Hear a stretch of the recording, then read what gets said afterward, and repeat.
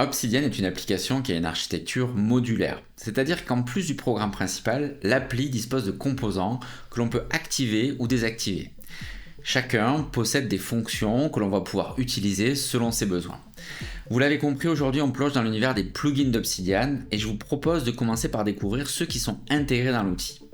Puis on explorera les plugins communautaires, car s'ils permettent d'étendre à l'infini les fonctions de l'outil, ils peuvent aussi présenter certains risques. Je vous partagerai donc mes bonnes pratiques, les conseils simples qui me permettent de les choisir et d'appréhender au mieux ces risques. Enfin, je vous montrerai quelques plugins communautaires assez basiques, mais qui sont tellement pratiques que l'on se demande pourquoi ils ne sont pas intégrés par défaut. Allez, c'est parti, on se retrouve sur mon ordinateur.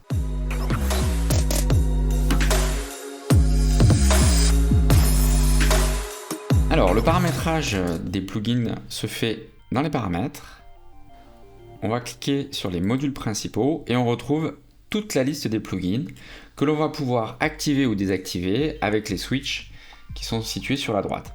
On va remarquer deux autres icônes, une petite roue crantée qui permet de paramétrer les options de chacun des plugins quand ils sont disponibles, et un petit plus qui permet de déterminer quels sont les raccourcis clavier affectés aux fonctions de chaque plugin. Alors, le premier plugin s'appelle Aperçu de page. C'est un plugin qui est très pratique, très important, car il va permettre, quand on va basculer la souris sur un lien sortant, en appuyant sur CTRL, de faire une prévisualisation de la page et de la parcourir sans avoir à l'ouvrir. Deuxième plugin, c'est le plugin Canvas. Donc c'est un plugin qui est assez récent et qui permet d'afficher donc des canvas. Des canvas, c'est des vues qui permettent de regrouper certaines notes et l'on va pouvoir les relier entre elles, zoomer à l'intérieur. Alors c'est un outil qui est très pratique, très puissant. On peut créer des tableaux de bord, on va pouvoir faire des associations d'idées, etc., etc. Plugin suivant. Alors, la commande de slash, elle permet de déclencher toutes les commandes de l'outil quand on tape slash dans l'éditeur. C'est ce que l'on retrouve dans Notion. Donc, si par exemple je clique ici sur slash, je vais par exemple fractionner vers la droite ma note. Ensuite, donc le compositeur de notes, c'est un plugin qui est très pratique. Il va permettre de fusionner les notes, les scinder et de faire de la restructuration comme l'on souhaite. C'est-à-dire que si on a une note qui est assez longue, par exemple si je prends ma note sur Obsidian, disons que je veux séparer les plugins ici, je peux la sélectionner ici et je vais avoir extraire cette en-tête et je vais pouvoir créer une note qui s'appelle les plugins et qui reprend ma sélection. Je vais également pouvoir fusionner cette note avec une autre note. Par exemple, je vais créer une nouvelle note ici. Et donc ma note plugin, ce que je vais faire, c'est que je vais appeler la commande et je vais faire fusionner. Ok. Et donc je vais pouvoir choisir ma note. Donc par exemple avec nouvelle note ici. Alors il me dit qu'il va supprimer la note sur laquelle je travaille, donc je fusionne. Les plugins, en fait, c'est venu se concaténer à ma nouvelle note que je venais de créer. Donc c'est plutôt pratique quand on a des centaines de notes. Alors le créateur de notes unique, je ne l'utilise pas, il est dérivé du système Zettelkasten.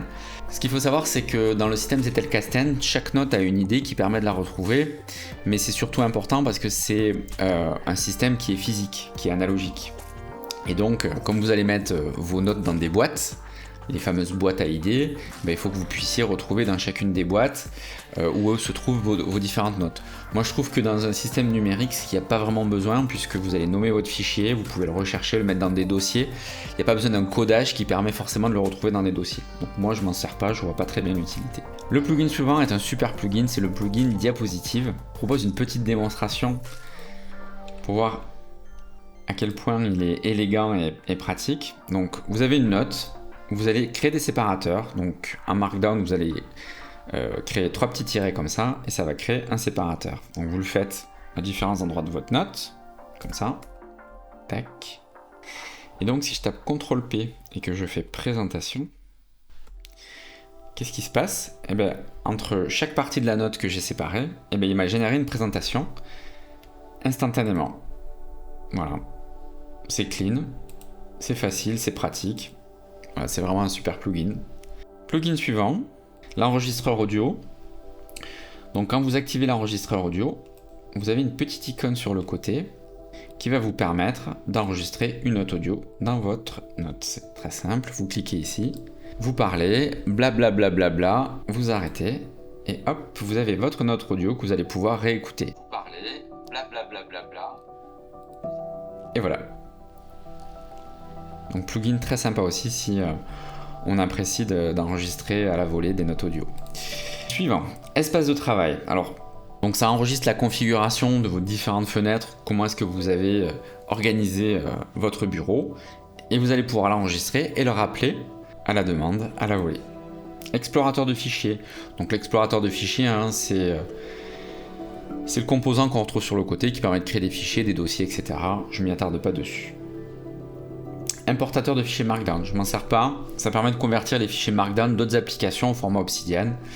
Bon, je pense que ça permet d'avoir une importation qui est plus clean que si on fait un simple copier-coller. Les liens sortants, c'est l'option donc, qui permet d'afficher les liens sortants sur le côté.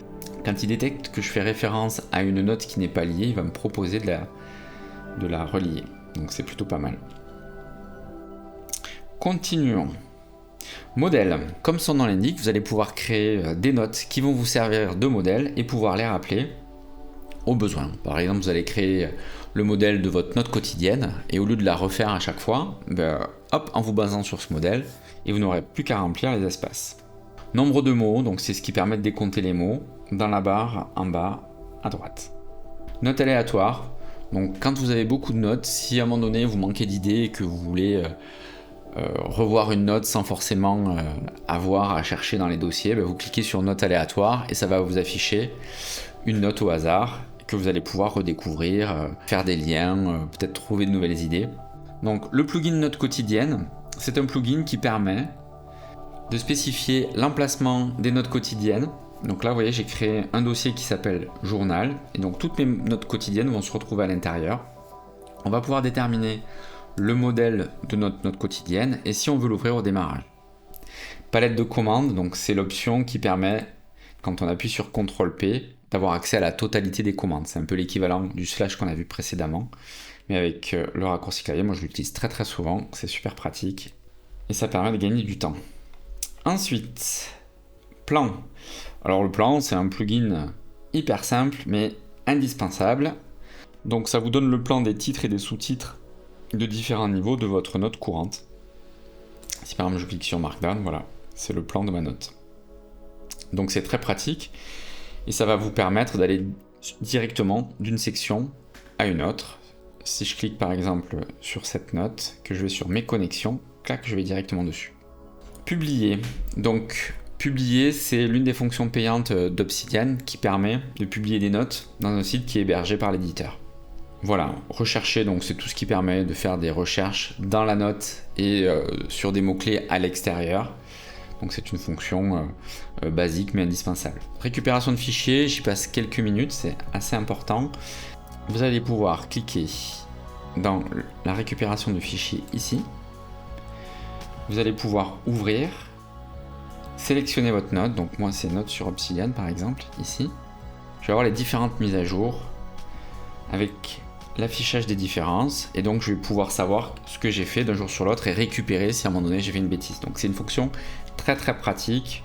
Ensuite on fait un copier-coller sur la section qu'on veut par exemple restaurer, et on est bon. On continue. Donc les rétroliens, c'est ce qui permet d'afficher les liens entrants. Donc ici par exemple j'ai pas de lien entrant, mais si je vais sur Markdown, ici je vais retrouver mon lien entrant, donc qui est note sur Obsidian.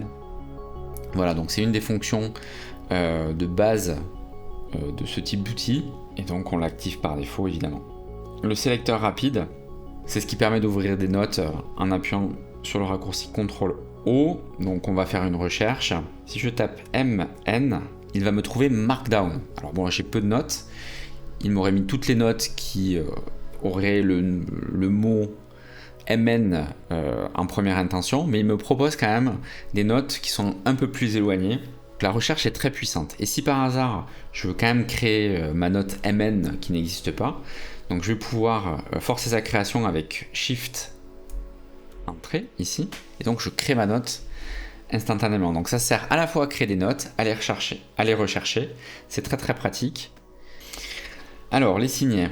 Les signets, pareil, c'est une fonction qui est assez récente, alors j'aime bien la positionner ici. Donc c'est ce qui va vous permettre de créer des raccourcis de certaines pages, de regrouper ces raccourcis dans des dossiers et d'y accéder très rapidement. Donc c'est une fonction simple mais indispensable qui a été restructurée il y a quelques temps. Voilà, donc synchronisation, c'est la fonction que l'éditeur propose pour synchroniser vos notes entre les appareils. C'est pas la seule solution. Vous pouvez utiliser des outils comme OneDrive ou ThinkThings que je vous avais présenté dans une autre vidéo. Voilà, mais bon, c'est celle de l'éditeur, donc normalement c'est celle qui devrait être la plus fiable. Moi je m'en sors sans, donc je reste sur mon option gratuite et ça me va très bien. Les mots-clés, bon, c'est ce qui permet ici d'afficher la liste des mots-clés, les tags qui sont utilisés dans vos notes. Alors vous voyez, j'en ai pas, mais je vais en créer un pour vous montrer. Donc par exemple ici, hop, et voilà, donc gratuit, il est là, il apparaît ici, et donc je vais pouvoir après, en cliquant sur le tag, faire une recherche sur l'ensemble des notes qui disposent du mot-clé. Donc les tags, certains disent que c'est pas utile, moi je vous dis c'est très utile si vous les utilisez correctement. Donc on arrive presque au bout. Donc les propriétés, nouvelles fonctions, super pratique. Alors on rentre dans des usages qui sont un petit peu plus avancés. C'est ce qui permet d'afficher dans le menu ici, propriété du fichier, ce qu'on appelle les métadonnées. Donc les métadonnées, par définition, ce sont des données qu'on ne voit pas dans le document, a priori, et qui permettent de le décrire et d'aller dans des usages qui sont plus avancés avec des plugins qui permettent de faire des classements, des requêtes, etc. etc. Donc c'est une super fonction. Vous ajoutez une propriété soit directement dans votre note ici, soit sur le menu de droite ici. Vous créez votre propriété, par exemple date création. Voilà. On va spécifier que c'est une date. Et enfin, je vais pouvoir choisir, voilà, une date dans mon document. Donc on arrive sur le dernier plugin, la vue graphique, une fonction clé d'Obsidian. Alors, vous avez la vue graphique globale, vous avez la vue de la note courante. Alors vous faites graph ici, vous cliquez sur vue graphique du fichier courant. Donc moi j'aime bien l'afficher ici. Et là vous avez les liens entrants et sortants de la note que vous êtes en train de consulter. Donc voilà, on a fait le tour de l'ensemble des modules principaux qui sont intégrés dans l'outil. Alors ils peuvent paraître simples comme ça, assez basiques, assez triviales, mais ils sont suffisamment bien faits pour enlever la quasi-totalité des frictions que l'on peut avoir dans d'autres logiciels. Vous allez pouvoir créer des notes, ajouter des tags, vous balader, avoir tout de suite une vue d'ensemble. C'est vraiment super fluide, super pratique et c'est ce qui fait la force d'Obsidian. Il ne faut pas forcément faire de choses très compliquées pour pouvoir avoir un système qui est tout de suite opérationnel et c'est franchement très très agréable. Moi c'est ce qui m'a séduit, c'est une des caractéristiques qui m'ont séduit dans cet outil. Alors maintenant ce que je vous propose c'est qu'on passe aux modules complémentaires que l'on retrouve dans cette section ici. Ce qu'il faut savoir, c'est qu'il existe plus d'1 millier de plugins communautaires pour des usages et des fonctions qui sont très très variés et qui permettent d'étendre l'outil. Mais par défaut, ces modules ne sont pas accessibles. Pourquoi ? Parce que ces modules, ils présentent un certain risque. Donc un module complémentaire, un plugin, c'est un composant informatique. Et comme tout composant, il peut comprendre des bugs, des failles de sécurité, et on ne peut pas exclure qu'il puisse avoir du code malveillant. Et donc l'éditeur, comme ce n'est pas lui qui crée ces plugins, qu'est-ce qu'il fait ? Il les désactive par défaut pour que vous preniez bien conscience que vous allez intégrer des composants qu'il n'a pas développés lui-même. Donc avant de les activer, il y a quelques petits conseils que je vais quand même vous partager. Avant toute chose, et c'est du bon sens, assurez-vous toujours d'avoir des sauvegardes qui sont récentes, dont vous avez la capacité de restaurer. Et je vous rappelle qu'une synchro, c'est pas un backup. Ensuite, le deuxième conseil que j'aurais à vous donner, c'est de ne jamais utiliser ce type d'application, mais la plupart des applications, avec des droits d'administrateur ou des droits root. Ça n'a pas de sens. Normalement, c'est pour des tâches administrateurs qu'on s'octroie tous les droits de son ordinateur. Donc, vaut mieux avoir des droits qui sont limités, de façon à ce que si par hasard vous chopiez un virus ou un logiciel malveillant, que le périmètre soit le plus réduit possible en cas de problème. Et bien sûr, sous Windows, vous avez une fonction qui s'appelle l'UAC, ne la désactivez pas. Merci. Les antivirus, c'est pas la panacée. mais ayez au moins Windows Defender à jour, ne le désactivez pas, il est gratuit, il est intégré, il est largement utilisé et suffisant. Maintenant que je vous ai dit qu'il y avait des risques, il y a quand même des garde-fous.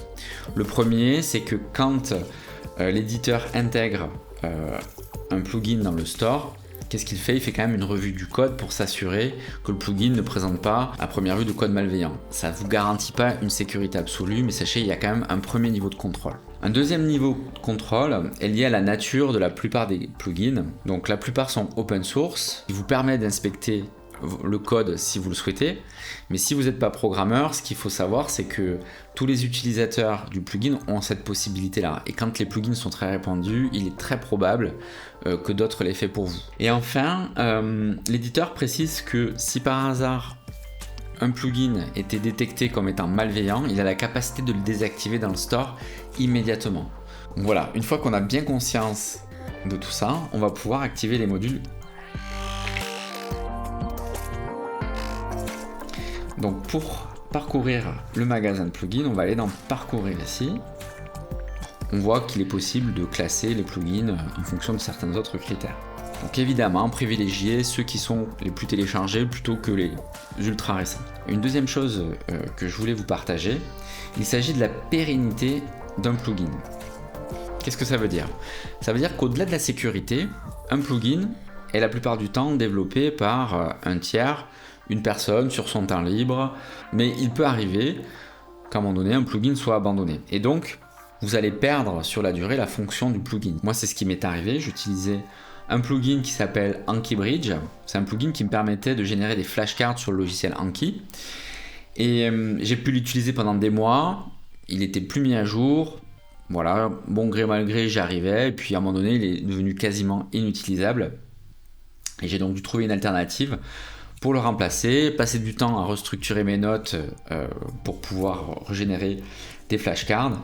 Si un plugin propose des transformations profondes et qu'un jour il est abandonné, ça peut être gênant. Il faut le savoir, c'est plutôt rare. Je pense que les plugins qui sont les plus téléchargés, il y a peu de probabilité pour qu'ils soient abandonnés. Ou s'ils le sont, il est probable qu'ils soient repris vu la quantité de personnes qui les utilisent. Donc c'est important, on va dire, de regarder la pérennité du plugin, les mises à jour, est-ce qu'il est téléchargé, etc. etc. Et tous ces critères-là vont vous permettre d'évaluer la pérennité des plugins que vous allez choisir. Maintenant, nous avons partagé ces prérequis. Je vous propose de vous montrer comment installer et paramétrer quelques plugins communautaires. Ils sont très simples, c'est vrai, mais ils sont tellement pratiques qu'on se demande pourquoi est-ce qu'ils n'ont pas été intégrés dans le cœur du logiciel. Donc le premier plugin que je vais développer avec vous, c'est le plugin Calendar ici. Hop. Donc on clique dessus, on a tout le descriptif du plugin, ses features, le settings, etc. On va pouvoir ici retrouver l'adresse du dépôt. Et pour l'installer, on clique ici, le petit bouton installer. Et la deuxième étape, ça va être de l'activer. À partir de là, on va revenir en arrière ici. Et on va retrouver notre module complémentaire donc dans la liste ici. On voit qu'il est bien activé. Le plugin Calendar, alors il permet d'avoir un petit calendrier dans les icônes ici. Il est très pratique quand on crée des notes quotidiennes. Si par hasard vous n'avez pas créé votre note quotidienne, on va dire d'il y a 3 jours, grâce à ce plugin, vous allez pouvoir cliquer sur une date antérieure ici et automatiquement il vous crée la note. Vous allez pouvoir la remplir et on est OK sans avoir à saisir la date manuellement. Alors le deuxième plugin communautaire que je vous propose de découvrir, c'est Outliner, qui permet de reproduire le comportement de deux outils qui s'appellent ROM Research ou Workflowy. Donc ça permet en fait de manipuler vos listes à puces avec des raccourcis clavier ou avec la souris de manière très intuitive. Ensuite, alors un plugin qui est indispensable qui s'appelle Tag Wrangler ici. Donc je vais l'installer ici. Je l'active, c'est toujours le même principe. Il permet de refactoriser tous les tags sans avoir à passer sur toutes vos notes. Donc on va dire que c'est très très pratique. Donc vous cliquez sur le tag qui vous intéresse, vous allez pouvoir le renommer, créer une page, faire de la recherche, etc. etc. Alors un autre plugin qui est également un must-have, qui est hyper simple, et on se demande pourquoi est-ce qu'il n'est pas dans l'outil, c'est Recent File, qui permet d'avoir l'historique des notes que vous consultez ou que vous avez modifiées. C'est donc hyper pratique, hyper important. Et si à un moment donné vous avez 15 notes, vous savez plus ce que vous avez fait, vous allez dans votre historique et ça vous permet de retrouver la dynamique de ce que vous avez modifié. Voilà, on a fait un bon tour de quelques plugins communautaires qui sont simples mais indispensables à installer. Donc je pense que c'est toujours bien de revenir à quelques basiques avant peut-être dans de futures vidéos d'attaquer des choses un petit peu plus complexes. Alors je vais vous proposer de conclure. Lors de ma première tentative d'utilisation de l'outil, je me suis senti submergé par le faux vide de l'outil, mais également par les centaines de plugins disponibles que je ne savais pas vraiment par quel bout prendre. Je pense que l'important est d'y aller petit à petit, de prendre son temps et de se les approprier les uns après les autres. Prenez des notes, documentez vos usages, documentez vos paramétrages. N'hésitez pas à mettre de côté ceux qui ne vous conviennent pas et petit à petit, construisez un système qui sera le vôtre sur mesure et qui répondra à vos besoins. Voilà, j'espère que cette vidéo vous a plu, merci de l'avoir suivi jusqu'au bout. Je vous dis à très bientôt pour de nouvelles vidéos sur Obsidian, mais également sur les thèmes des systèmes d'information et de nouvelles technologies. C'était Stéphane Lopez, je vous dis à très bientôt, prenez soin de vous. Salut et bonne nuit. Je vais aller me coucher.